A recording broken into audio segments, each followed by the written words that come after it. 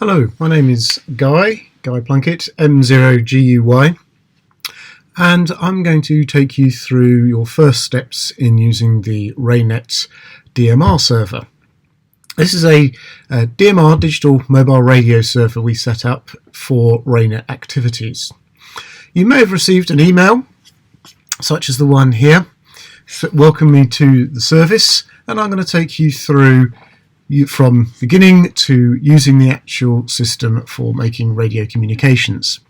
So if you've received this email, which is sent because you've requested access to the server, we have a unique link. Everybody has their own unique link to register, and what we need to do is simply click on this link.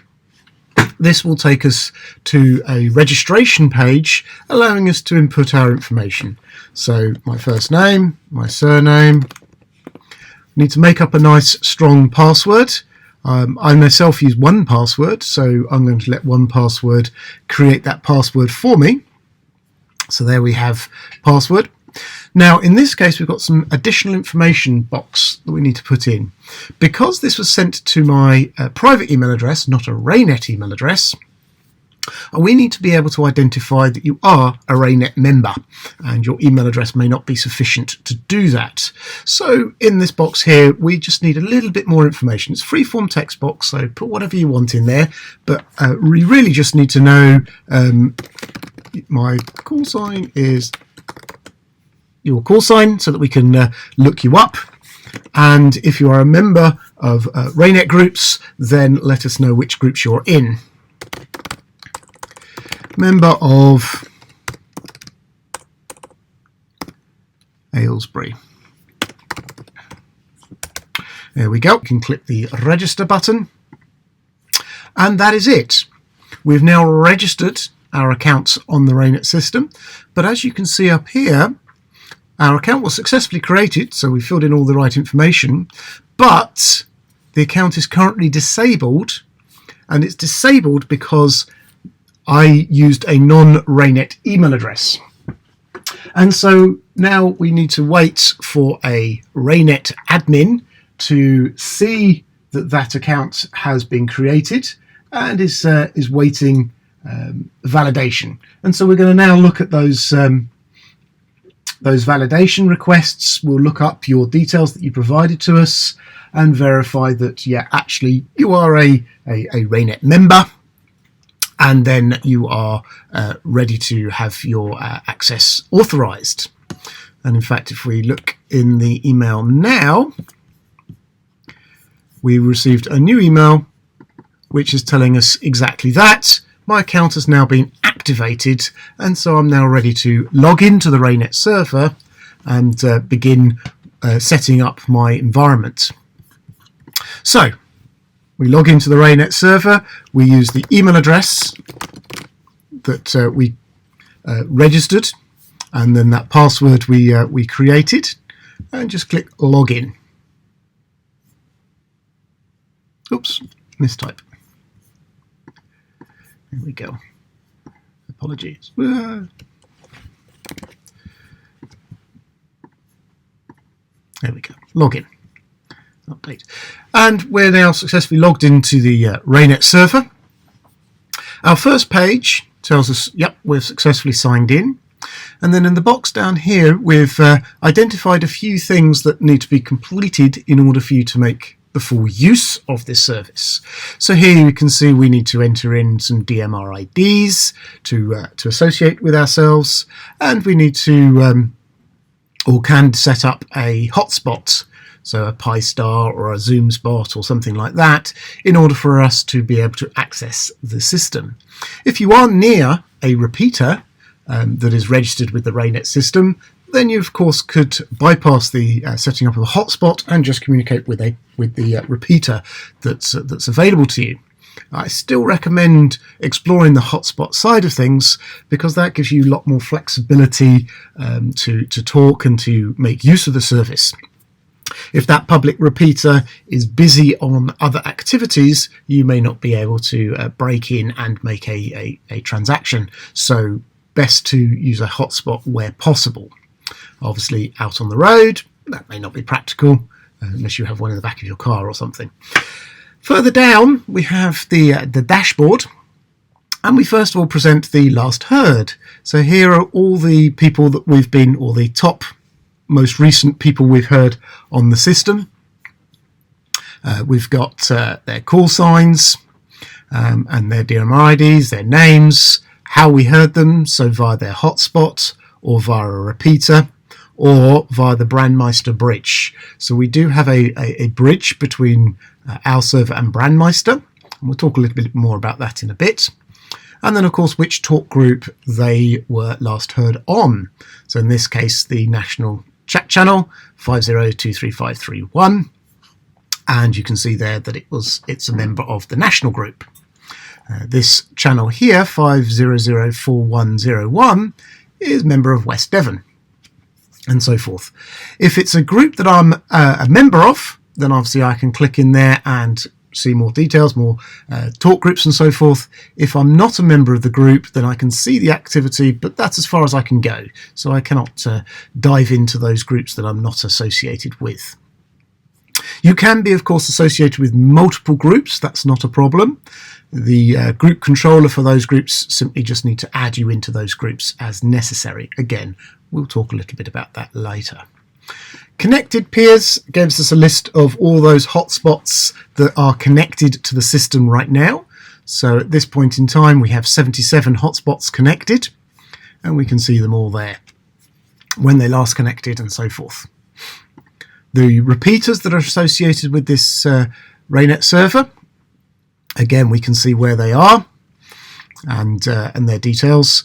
And these are all to the websites associated with that repeater. So if we go and click on this one, for instance, we're going to go and have a look at the, in this case, GB7GP, which is my repeater, and we can see the dashboard for that. So we can obviously see that who's been, or what talk groups have been communicated on there, and the details for that repeater. Different repeaters obviously will show different information. So depending on what they've associated and how they're operating. We do have a WiresF room as well, and so you may be coming in through that, and that's classified as a repeater in our system. So if you go and find the WiresF room 23531, that will also come into this RAYNET server here. We talked earlier, we have a bridge between us and Brandmeister, and here are the bridge details. So here we can see the remote talk group. So the talk group on Brandmeister 23531 is going to be sent into our national group and into the national talk group 5023531.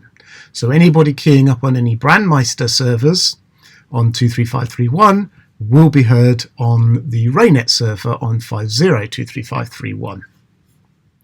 And then finally we have activity. So if somebody's actually in progress of a QSO, then we'll see the details of that here. You'll see a red line for the person that's transmitting, and then all the green boxes will be for all the peers or hotspots that are listening or accepting that traffic. So you can see where your traffic is going. If you feel you're not getting out, or people are not hearing you, then this is a great page to have a look at to see where that traffic is going from your environment. And obviously all of these are dynamically updated, so you don't have to keep refreshing the page. As new communications are placed, you'll see a blue line appearing up here with the person that's communicating, what talk group they're on, and the duration will be in progress. When they've finished that communication, it'll go back to being white, and you'll see the duration of their over appearing at the top. So we can keep an eye on this dashboard page and see activity on the system. So let's get started with how we get ourselves working in this environment. So the first thing we need to do is we need to add our DMR IDs.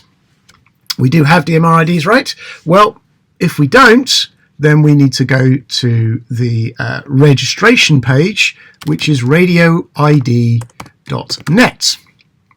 This is a public free registration service where everybody has to go to register for a DMR ID. In here, you'll need to create an account, free to do. And then you'll need to submit a copy of your license and your call sign. And then within about 24 hours, maybe less, you will get an acknowledgement and be allocated a DMR ID. This will start 234 or 235 for those in the UK. Once we have our DMR ID, we can go across to our profile page, which is up here. We can go click on user profile. And this is all the detail about me. So this is all my interactions. So where I've been last heard, my hotspots, if I have any, my DMR IDs, which RAYNET groups I'm a member of, and my previous call transaction, the last 100 keyings that I've done on the system. And again, we can change my name. So if I decide actually I mistyped it, we can just click up there and change it. That's not a problem to do. And then, of course, we can see when I last logged in, where I last logged in from, and so forth over here. You cannot change your email address.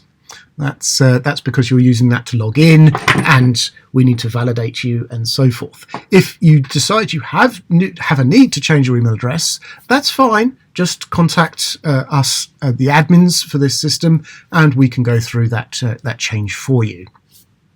But unfortunately, it's not something we self-help for at the moment. So quickly going back, DMR IDs, we need to start adding in our DMR ID. Now we can have many DMR IDs in here. So I'm going to put in my DMR ID number and then the call sign associated with it. So this is one of my M7 licenses, an older one. There we go.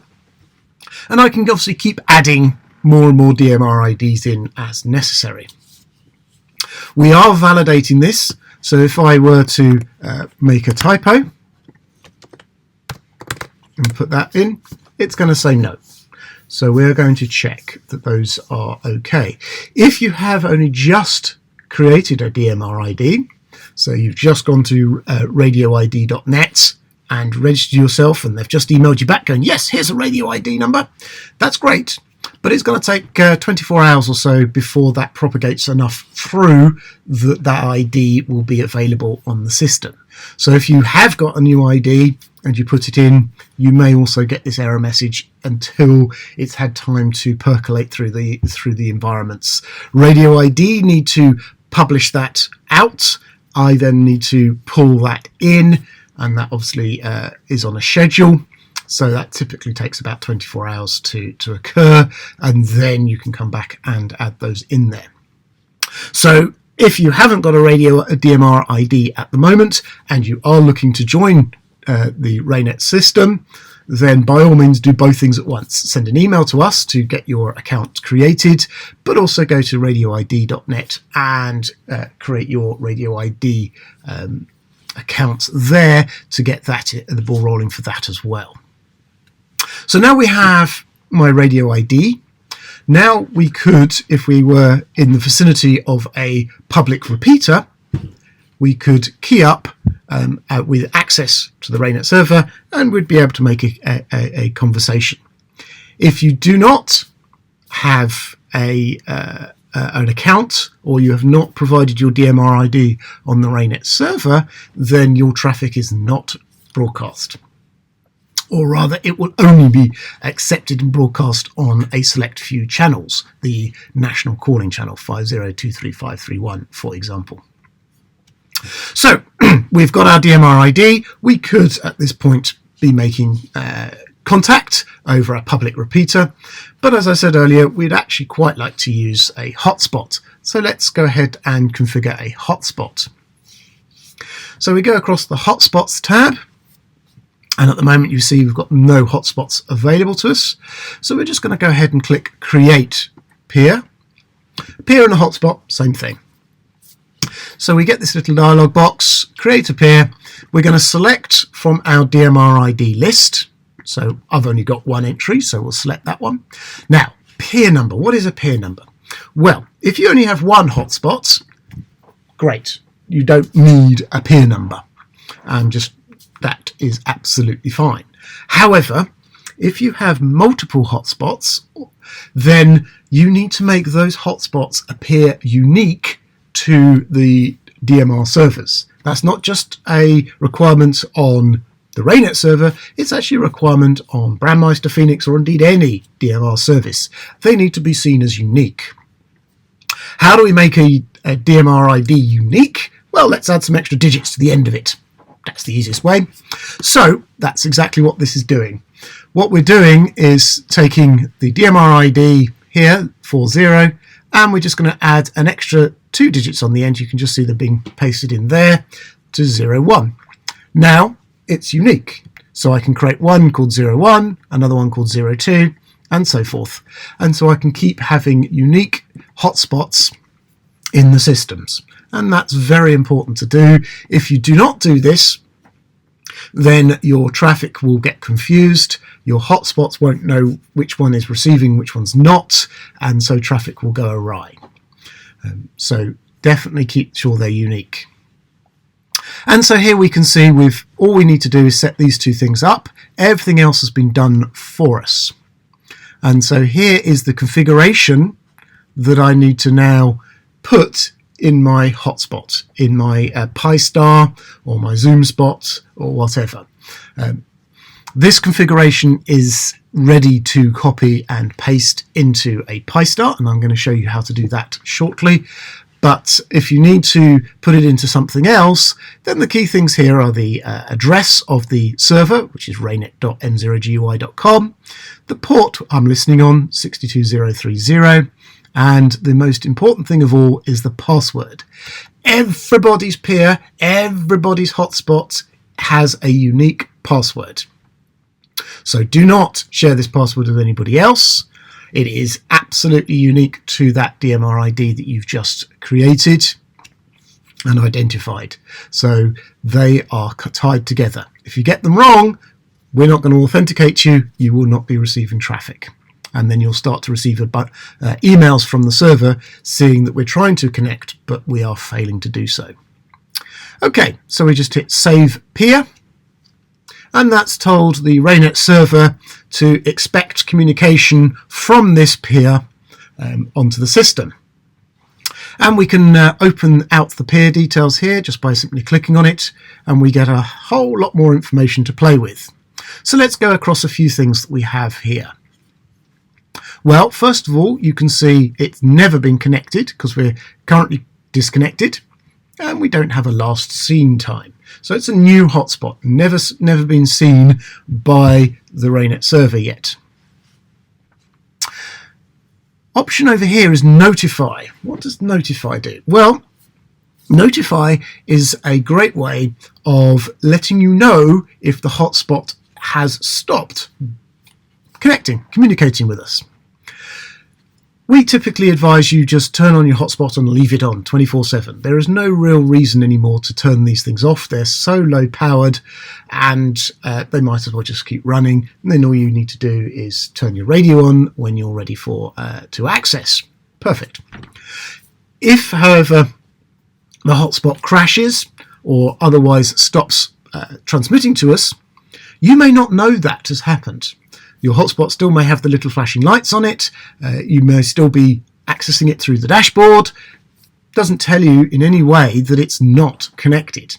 Well, if you flick the Notify switch to on, just like that, then when this hotspot disconnects, you will receive an email to let you know that that has happened. And subsequently, obviously, when it reconnects, you'll receive a new email to say it's now being connected again, and you'll actually get a summary of how long it was offline for. So if you do intend to keep your hotspots up 24/7, then this Notify is a great way to let you know if that has not been successful. So if it's disconnected for some reason, maybe your Wi-Fi went down, maybe the hotspots crashed, maybe it's doing an update, all those sorts of possibilities. But again, if you're not watching it 24/7, you may not know it. Well, we will keep an eye on that for you and send you that email to let you know that that's happened. So it's a great way of leaving those things running. Now, what else have we got down here? Well, if we need to pull back that configuration because we've forgotten what the password is or we didn't keep a copy of it, we can click on Configuration. Here we go. And there again is all of our configuration. If we decide we want to change the hotspot password, simply clicking on change password will do that. You can see the password is changing to a different set of random characters.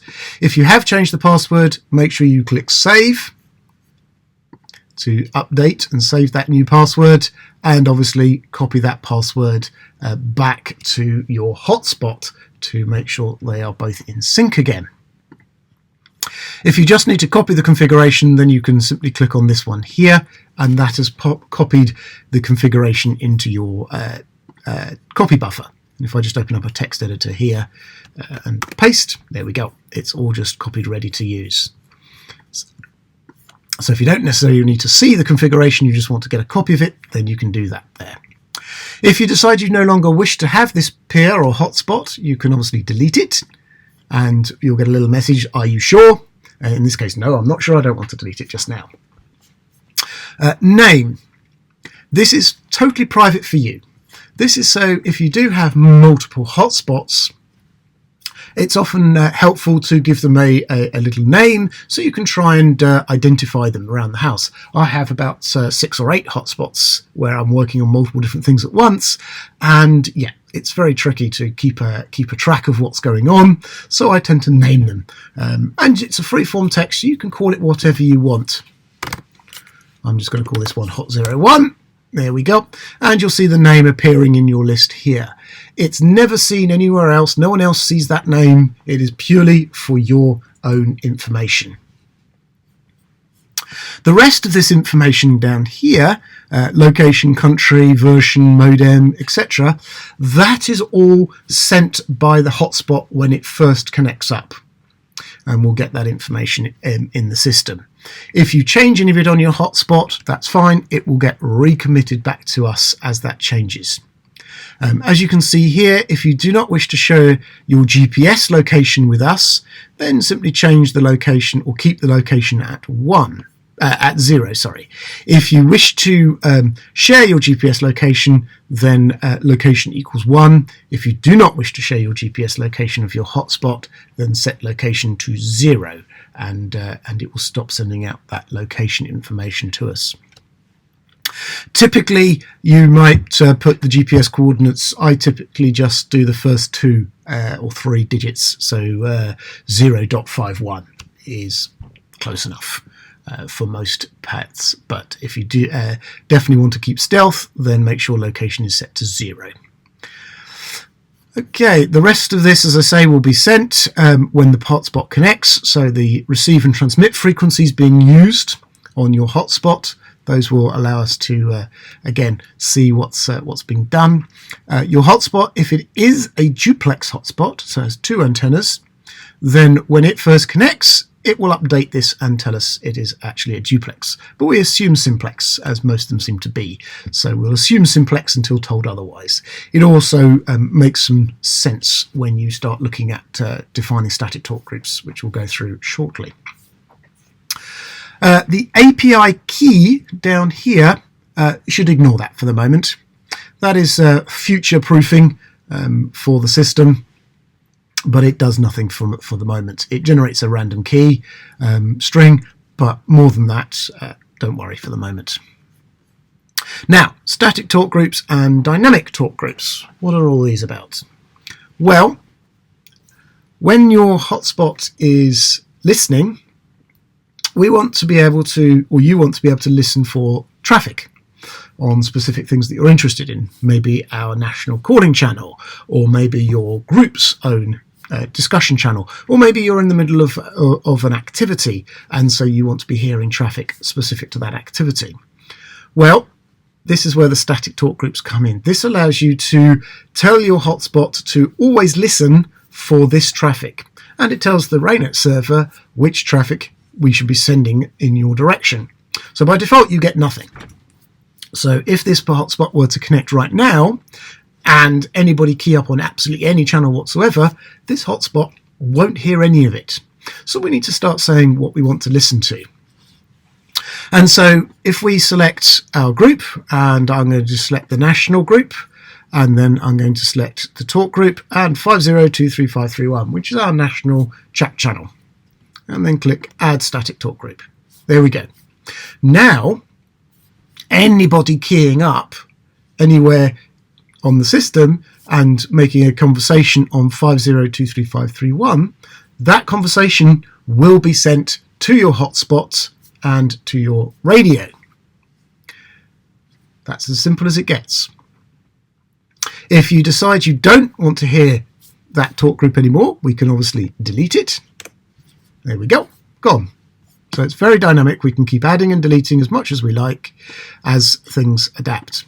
Now, obviously adding and deleting, that's one way of doing it, but it's a bit tedious. We have to keep remembering to add it back in again when we want to listen some more. So what we can do instead is we can disable. Where we disable, we still keep that line present on the system, but instead of deleting it, we've just temporarily said, no, we don't want to hear traffic for 50235531. Maybe I am busy on an activity and I don't want to be distracted by listening to other traffic. I just want to hear activity for the traffic for the activity that I'm currently on. And so by disabling it, we're keeping it there, and so of course at a later date I can come back and re-enable it. And so as new traffic starts to come through again, we'll start to hear that traffic come through. And we can have as many static talk groups in here as once. So I might pick one from the Aylesbury, so maybe the Aylesbury local talk group as well. Now, anybody keying up on either of those two channels, I will start to hear that traffic. Or rather, the hotspot will hear that traffic and broadcast it. Whether you hear it or not is up to your radio at this point. If you are slot monitoring, so you're listening on that time slot regardless of the talk group number, you will hear the traffic. If, however, you're not slot monitoring and you are only communicating on one talk group, it's whichever talk group you are active on will you hear that traffic. Now this may present a problem, because if the national channel is busy, so somebody is having a QSO on it at the moment, then you will not be able to communicate out on any other talk group, because the hotspot, if it's a simplex, is only listening or transmitting. It cannot do both. And so if it is transmitting out, you will have to wait for that over to complete before you can communicate out yourself. So bear in mind that if you have lots of busy talk groups all communicating and sending to your radio, that may make you unable to listen, or rather unable to communicate out on your radio, coming back out again because you're just not getting the free cycles. If you have a duplex hotspot, that's less of a deal, because the duplexer is both listening and transmitting at the same time, and so you would be able to communicate out potentially. You also have the option of, in a duplex hotspot, selecting the time slot. So because this one has never been connected yet, and we're assuming it's a simplex, we're only using time slot 2. If this were a duplex hotspot, then I would be able to select time slot 1 or time slot 2 for my static talk groups. And so I could then control that. Dynamic talk groups are where your radio has keyed up a talk group. That's it. It's keyed up a talk group which you have not already set as static. So for instance, if I key up either manual dial or program in the radio and then push the PTT, if I for instance dialed 5019601, which is another Aylesbury group number, and click the PTT button, it will appear as a dynamic group because it's not static, and so I'm going to hear traffic for that one until we're done. So I'll get added in as a dynamic group. So I'll be able to key over to that one, listen, have a conversation on there, and all is well. As soon as I key back to a one that's a static, the dynamic is deleted, or if I key to a different talk group, then that dynamic will be updated to that new dynamic talk group. So you'll only ever have one dynamic for each time slot. If you have a duplexer, you have 2 time slots, so you may have 2 dynamic talk groups listed, one for time slot 1 and one for time slot 2. If you're on a simplex hotspot, then you only have time slot 2, and so you'll only have 1 dynamic talk group. We do not expire the dynamic talk groups.